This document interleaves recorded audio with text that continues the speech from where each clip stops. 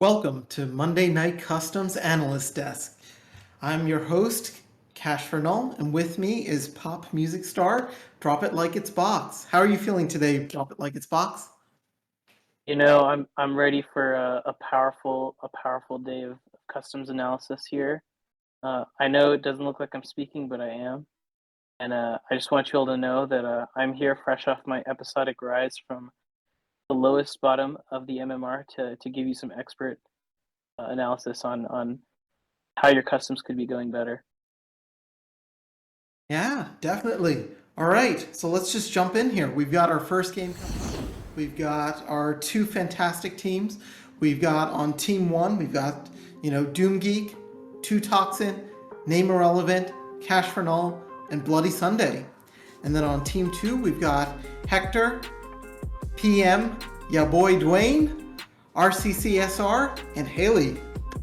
So let's take a look at what they did. So starting off on team one, they banned out the Set, the Swain, and the Victor. What do you feel about that, Neil?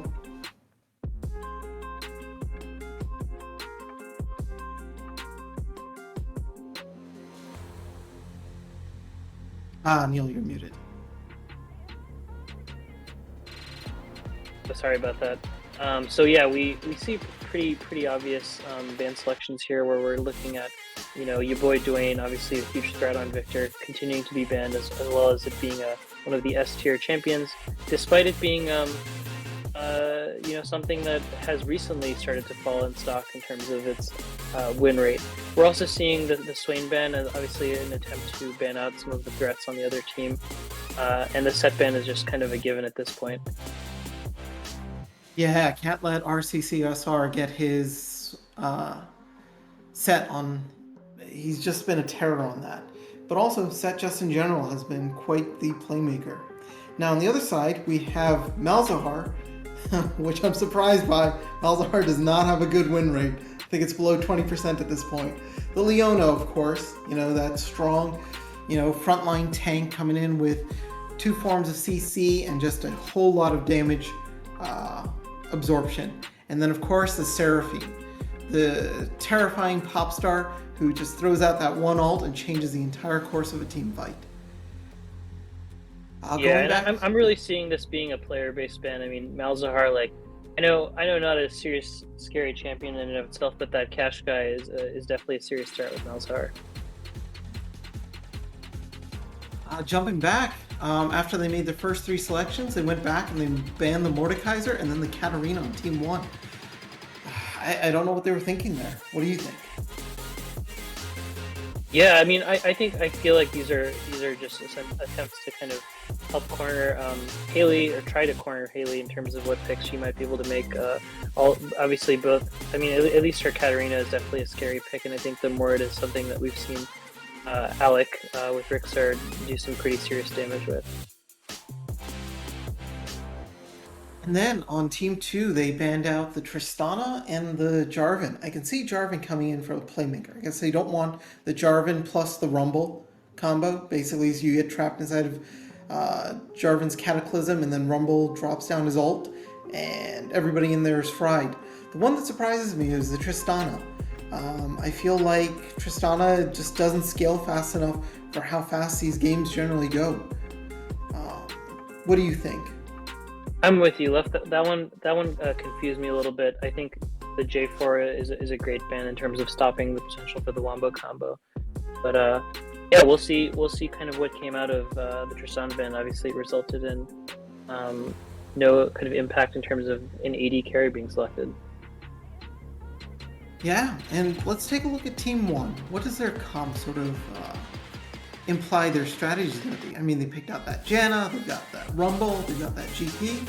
What are they doing over here? I think Team 1's got a lot of options. Clearly some Kite and Poke potential, but also some strong ability to take advantage of a situation like a poor time to engage by the other team and layer on CC. So I think it's going to come down to pace control in terms of team fights for them. All right.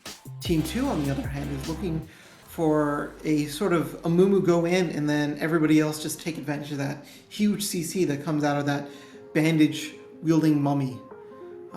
Basically, they just wait until Amumu jumps in and then Amumu ults, and then they've got 3 champions to sort of clean up. That Akali's got a huge amount of presence right there. I mean, we know that Haley's kind of terrifying that Akali. We've got your boy Dwayne on his strong Kaisa pick, probably his strongest AD carry, and then RCCR playing that Vel'Koz. As soon as Amumu ults, that Vel'Koz has free reign to just ult and just lay down that hurt, get those 3 stacks off. The Tryndamere surprised me a little bit, but I mean, it kind of works out. All right, I think we're ready to sort of move into those clips.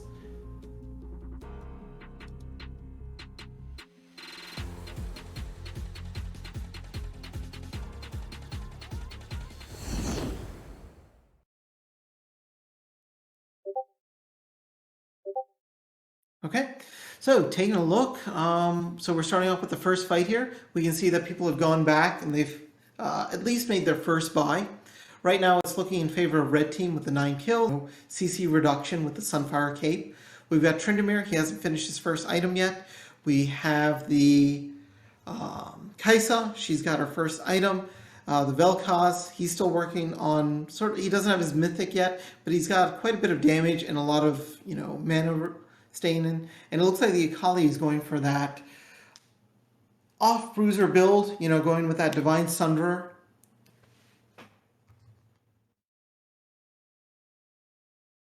What do you think about the the red side? Yeah, I think the red side's it's obviously pretty early in the game. I think their builds are pretty standard to what they would normally do. You got the Ashe poke build clearly in effect, going to be a key part of the strategy to stay in the fights and set the pace without getting too involved. Obviously the Janna's building towards a, a sort of build that like allows her to kind of continue to use her disengage tooling. Damage build on Rumble, Sejuani going for that classic Guardian's Horn start that we love to see on these tanks, and Gangplank starting kind of similarly to trying to kind of layer on the AoE early. Again, I think this fight's going to come down to something you touched on in team selection, which is like how do each of the teams respond to the setting the pace for the fight and engaging. All right, so let's roll.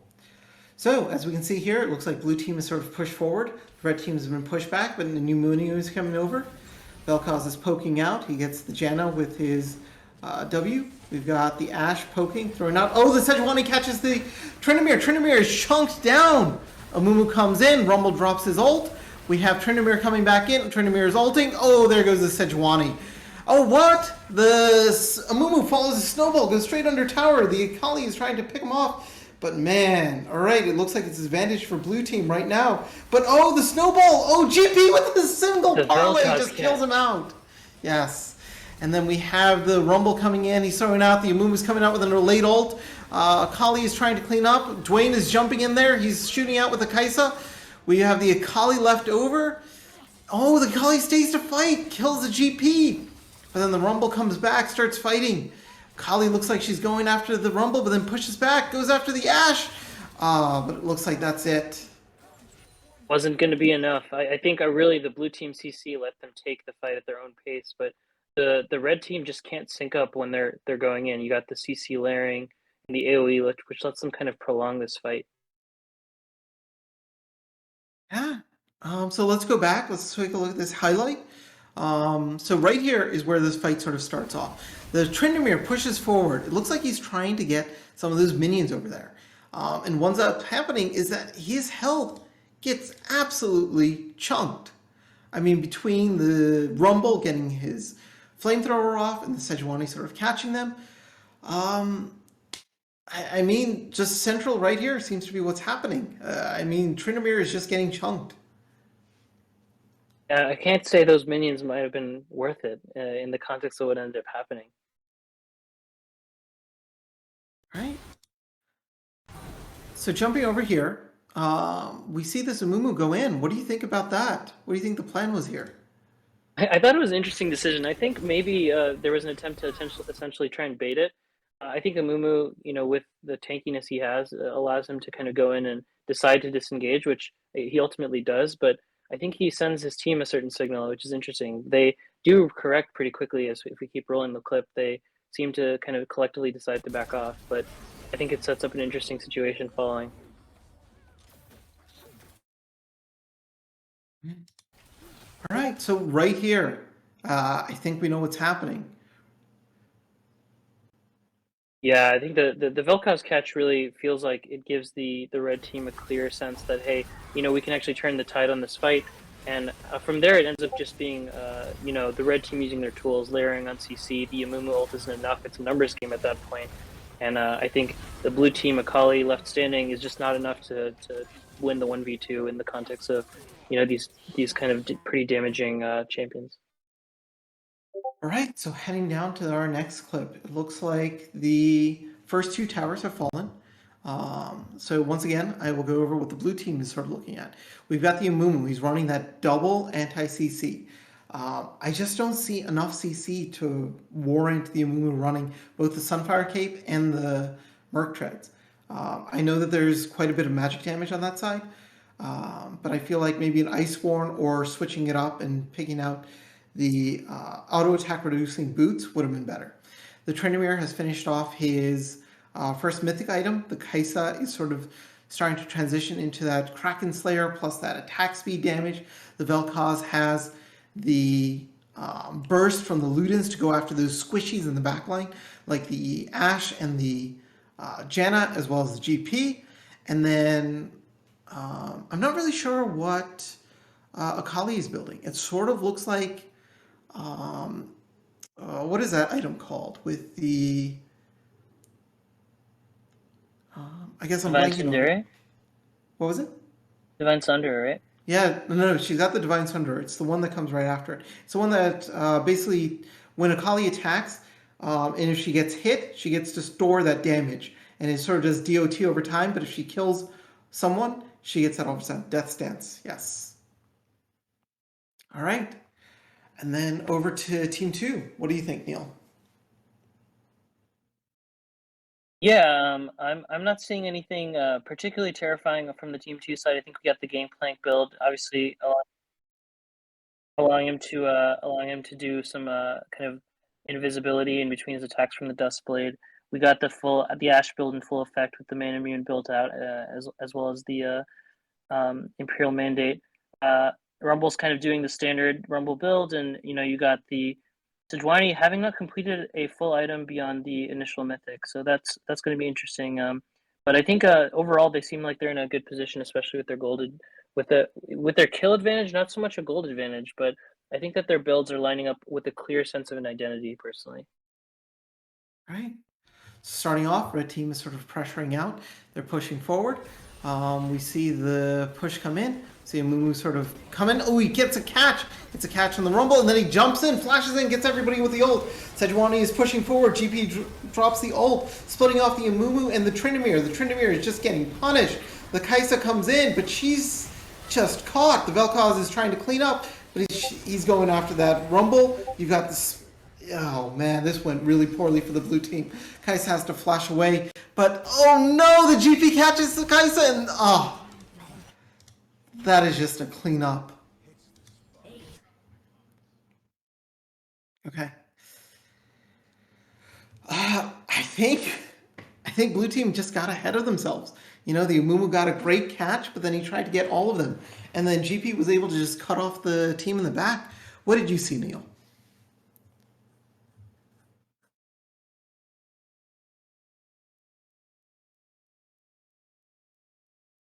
yeah, I think ultimately it just ended up being a sequencing thing. Like Amumu landed a pretty perfect ult, but I just don't think the team could follow up, and from there it was just a numbers game advantage in favor of the red team. All right. So now on to our final clip. Most of the items have sort of been built. Teams are pretty much set. It looks like red team's got the advantage, but both inhibitors are up. Should be the last wave. GP drops down his attack. Sejuani's trying to push in. GP is dead. Kaisa comes in. starts punishing. Sejuani just whiffs that ult. Ashe is sort of poking back. Kai'Sa is pushing forward. We see Akali trying to get in there. Kai'Sa is just doing damage left and right. Great catch by that Amumu. And now we sort of see, Ashe is kind of like pushing out. We see the Janna sort of pushing forward. We see the Sejuani trying to move forward, but he's just getting punished by that Vel'Koz. Oh, That but the Janna hits. just brutal. Yeah, the Ashe poke. Oh, but the arrow! The arrow hits!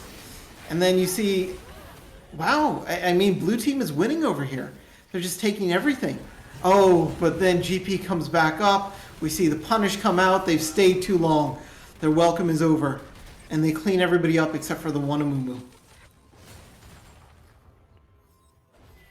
Yeah, I think impatience is the name of the game here. Red team can set the pace because of their well-timed disengage. The tower advantage ends up being crucial, letting them kind of land that catch on Akali, CC chaining with the arrow, and really just running it up.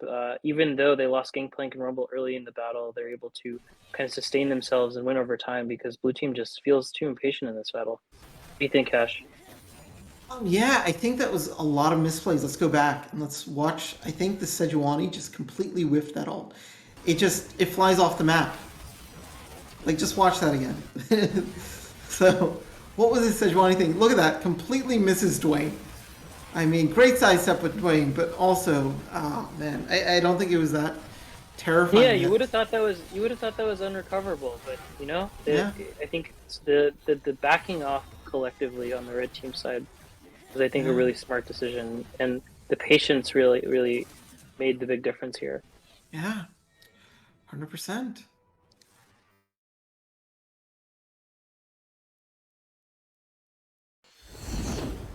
Well, Cool. great Who do you game. think won this game, Cash? I think the red team won it. I think they just had too much gold at the end of it, and on gold on the right people. I mean, the gold numbers were close. I think at the end of the game it was 65.7k, but I think the carries had the gold on the red team, and unfortunately on the blue team it was sort of a mixed bag. Yeah, I mean, I would argue, this outcome became likelier after Champ Select. I think that the red team and blue team, while both having a ton of optionality, the red team just had, I think, a lot more of a clear identity and a a higher margin of error to where they could kind of execute and set the pace with the layered CC, AoE. It's a lot of tools at their disposal where I didn't think blue team necessarily had without necessarily having to execute it perfectly. You know what I mean? Yeah. All right. Well, thank you everybody for joining us for Monday Night Analyst Desk. I really appreciate you guys. Once again, I'm your host, Cash for Null. And I'm dropping like it's box.